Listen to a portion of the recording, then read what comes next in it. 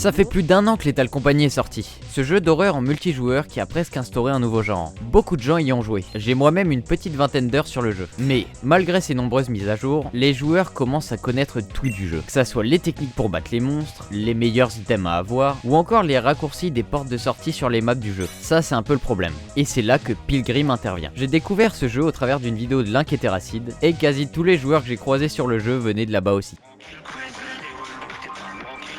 Ça ressemble beaucoup à Lethal Company, tant dans les graphismes que dans le gameplay. Et c'est pour ça qu'aujourd'hui je vais vous présenter ce nouveau classique, qui est une très bonne alternative au jeu de Seekers. Donc, c'est quoi Pilgrim ? Pour commencer direct dans le sujet, dans Pilgrim vous incarnez un pèlerin, car le mot Pilgrim ça veut dire pèlerin en anglais. Bon, je savais pas, mais maintenant je le sais. C'est en sortant de la ville que le jeu commence, car le but du jeu sera d'essayer de découvrir le monde en suivant une route, ce qui s'apparente donc à un pèlerinage. Pour ça, vous aurez besoin de votre vaisseau, comme dans Lethal Company. Bon, ici on a plutôt une vieille charrette toute pourrie. Mais ce qui est cool avec elle, c'est que vous n'avez pas besoin d'argent pour la faire avancer, juste besoin de cristaux ou de votre force. Car vous pouvez pousser le véhicule à la main, ou exploiter d'autres joueurs pour qu'ils le fassent à votre place. C'est... Qui aurait cette idée ? Personne. Et vous devez rouler jusqu'à ce que vous croisiez ce genre d'endroit pas très commode. Une crypte ou une grotte par exemple. On les reconnaît facilement vu qu'il y a les noms des lieux qui apparaissent sur l'écran et de la lumière un peu partout quand vous êtes proche d'un de ces lieux. Là c'est le moment de s'équiper, car on va pas y aller tout nu.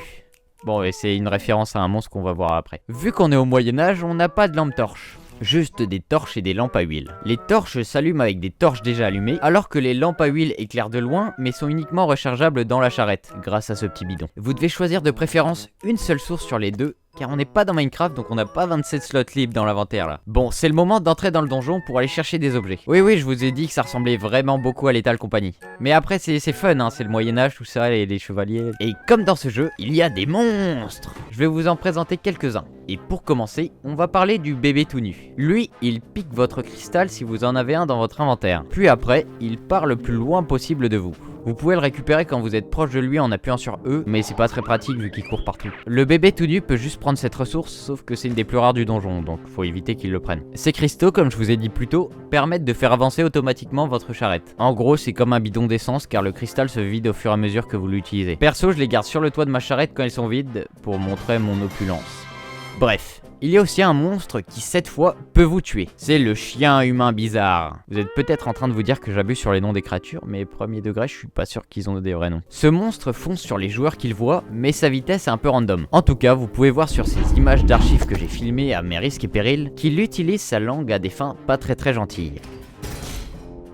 Et pour finir sur la présentation des monstres, voici la poupée en céramique qui a un concept assez cool. En fait, elle est inoffensive, sauf si vous prenez l'objet qu'elle possède dans son ventre. Car si on le prend, elle se met à courir après vous pour essayer de vous tuer. D'ailleurs, on peut même faire réapparaître les objets dans son ventre si on attend assez longtemps. Ce qui est cool car sur la poupée, on peut trouver des objets super chers comme cette épée qui se revend très cher. On va voir de suite ce qu'on peut trouver dans ces endroits, ainsi que les prix des objets un peu plus en détail. Alors dans les donjons, vous pourrez trouver des items avec des valeurs différentes. Les vases, les croix et les verres par exemple, rapportent 10 pièces. Tandis que l'épée que j'ai évoquée dans la poupée rapporte 200 pièces. Non, vraiment c'est ultra cheaté d'en trouver une. Mais je sens que vous êtes en train de vous demander comment je peux vendre ces objets pour obtenir un tel pécule. Et bah il faut aller chez le marchand qui se trouve après chaque donjon. J'adore cet endroit, l'ambiance est bonne, il n'y a pas de monstres, la musique aussi, on peut même trouver des objets cachés, enfin tout est cool ici. Bon, même si le but principal du lieu reste quand même de vendre et d'acheter des objets. Pour vendre, on doit mettre ces objets dans le petit coffre.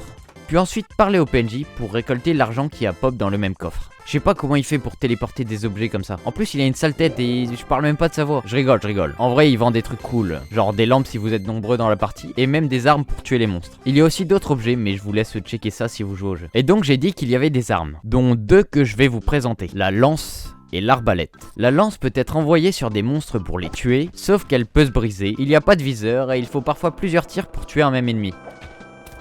Oh là.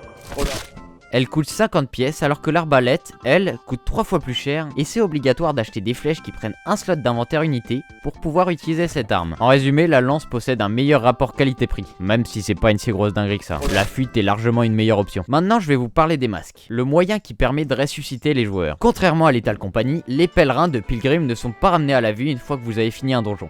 Oui, car si vous voulez, vous pouvez ne jamais réanimer vos compagnons. C'est pas très gentil, mais c'est possible. Mais bon, si vous voulez les réanimer, il faudra pratiquer un rituel d'invocation. Pour ça, il vous faudra un masque ou un corps, une craie, ainsi qu'une pierre avec une étoile gravée dessus. Après avoir trouvé tous ces ingrédients, vous devrez redessiner cette petite étoile avec votre craie en ayant posé le corps d'un de vos camarades ou un masque au centre. Voilà, j'espère que cette petite recette vous aura plu.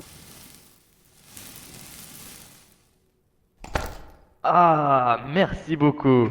À partir de là, vous commencez à voir les bases du jeu. Sauf qu'il reste un dernier point à aborder. C'est la route que vous suivez. En fait, après votre départ du village, une sorte de gros géant pas très cool se mettra à vous suivre. Et surtout, il essaiera de vous tuer quand cette petite horloge arrivera sur la partie en bleu foncé. Pour survivre, il faut rester à l'avant de la charrette. Donc si vous êtes un petit farceur, essayez de fermer la porte arrière pour que vos camarades qui poussent la charrette se fassent dévorer et déchiqueter par ce grand méchant monstre. Pas très gentil, c'est pas très gentil de faire ça. La suite du jeu consiste à faire avancer le compteur de kilomètres. Car oui, encore une fois, contrairement à Lethal Company, le jeu possède une fin. Et je l'ai découvert que très récemment. Petit indice, la destination finale dépasse les 3 chiffres. Et voilà, Pilgrim c'est dispo sur Steam. Et en plus ça rime, au prix de 7,79€. Là ça rime plus, mais c'est pas grave, c'est un bon jeu. J'en ai eu pour 12 heures avant de finir ma première partie, vu que j'ai joué sur pas mal de serveurs publics avant de focus sur une partie perso. Et aussi il y a une statue pour sauvegarder votre partie chez le marchand. C'est toujours bien de savoir comment sauvegarder dans le jeu. N'hésitez pas à vous abonner à cette chaîne pour sauvegarder votre progression. Ici j'essaye de vous faire découvrir des petits jeux indépendants ou de parler de sujets très random sur le game design toujours dans le jeu vidéo. Je retourne faire mon pèlerin. T'as vu?